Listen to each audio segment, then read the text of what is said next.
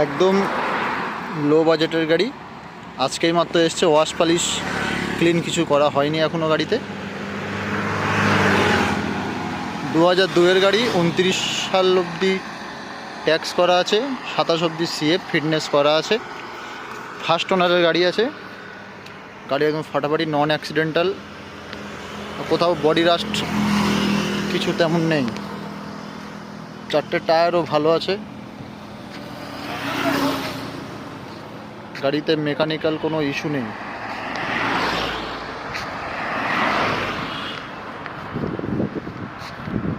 খুব ভালো গাড়ি।